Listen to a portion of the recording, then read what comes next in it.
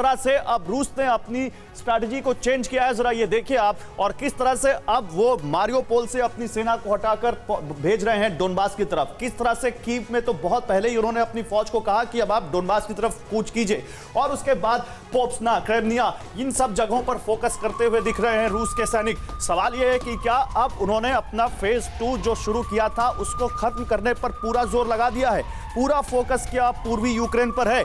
क्रेमिनिया, पोप्सना और डोनेट्स्क से हमले की तैयारी है। कीव से हटाकर पूर्वी यूक्रेन में सैनिकों की तैनाती की जा रही है, और इसके अलावा मारियोपोल से भी हटाकर सैनिक डोनेट्स्क भेजे जा रहे हैं। ये क्या फेज 2 का ही एक नया रूप है? अज़ोवस्टल से भी आगे बढ़ने का प्लान है।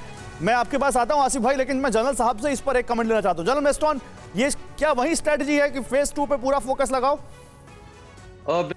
अभी स्ट्रैटेजी बहुत क्लियर है। जो भी अभी रशियन जनरल के भी एक स्टेटमेंट आए थे कि हम पूरा डॉनबेस का इलाका और ईस्ट तो उसमें शामिल है ही, और साथ में सदर्न यूक्रेन, उसमें उन्होंने ये भी बात किया है मोल्डोवा तक हम कैप्चर करेंगे। पर मेरे को लगता है वो सिर्फ एक प्रेशर टैक्टिक्स है, साइकोलॉजिकल वॉरफेयर है, लेकिन जो मिलिट्री ऑब्जेक्टिव है अभी टोटल फोकस मेरे को लग रहा है डॉनबेस है।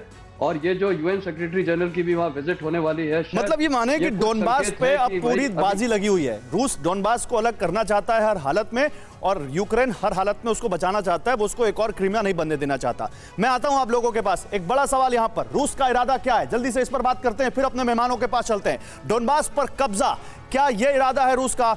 दक्षिणी यूक्रेन पर कब्जा, समंदर तक पहुंच, क्या यह इरादा है पुतिन का? समझिए इसको, क्यों ये इलाका, ये बेल्ट, आप डोनबास को पूर्वी यूक्रेन समझिए, खार्किव को उससे लगता हुआ शहर मानिए, और फिर वहां से मारियोपोल से होते हुए खरकॉन और फिर आगे सी ऑफ ओडेसा तक, अगर ब्लैक सी तक अपनी एक्सेस बना रहे हैं रूस के राष्ट्रपति पुतिन, तो उनकी क्या सोच है, उनकी क्या स्ट्रेटजी है, ये आपको बताते हैं। कोयला और स्टील उत्पादक इलाके पर रूस की नजर है। ये बहुत ज्यादा मिनरल से भरा हुआ इलाका है। इसके अलावा यहां पर क्रीमिया तक आसान कनेक्टिविटी मिलेगी रूस को। क्रीमिया में पानी की सप्लाई खरकॉन से होती है, और खरकॉन में रूस ने यूक्रेन ने उसको पानी की सप्लाई बंद कर दी थी। ओडेसा पोर्ट से ब्लैक सी में बादशाहत चाहता है रूस, और वहां से रूस को कारोबार करना बहुत सरल हो जाएगा, बहुत आसान हो जाएगा, और यह भी एक बहुत बड़ा यहां पर रूस का मकसद लगता है। क्या अचल सर, आपको भी यही लगता है कि पूरी स्ट्रैटेजी यही है? कीव तो केवल एक वहां पर मैसेज था कि दूर रहो, इधर मत आना, लेकिन क्या आपको लगता है कि Donbas can be another Crimea?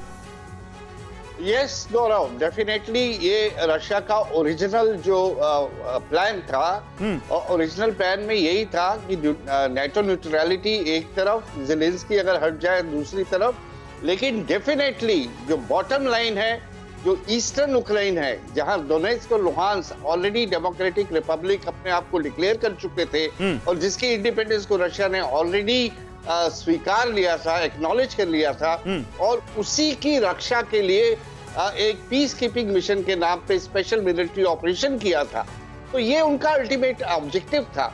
लोग कयास लगा रहे हैं कि वो क्यों गए। मेरा पर्सनल असेसमेंट,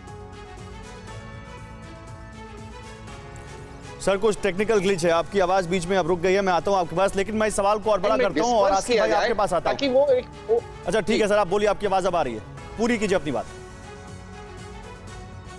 हाँ नहीं, मैं ये कह रहा था कि उनका ओरिजिनल मकसद तो ईस्ट यूक्रेन को लेना ही लेना है। वहाँ मिनरल्स की भी बात है, वहाँ उसके अलावा जो सिक्योरिटी और स्ट्रेटेजी के पॉइंट ऑफ व्यू से भी, अगर वो सी ऑफ अज़ोव से लेकर ब्लैक सी तक आ जाते हैं, तो वो यूक्रेन को एक लैंडलॉक्ड कंट्री में कन्वर्ट कर देते हैं, और उनकी जो स्ट्रेटेजिक जो एडवांटेज है, उसकी बहुत ज्यादा एडवांटेज है उन्हें।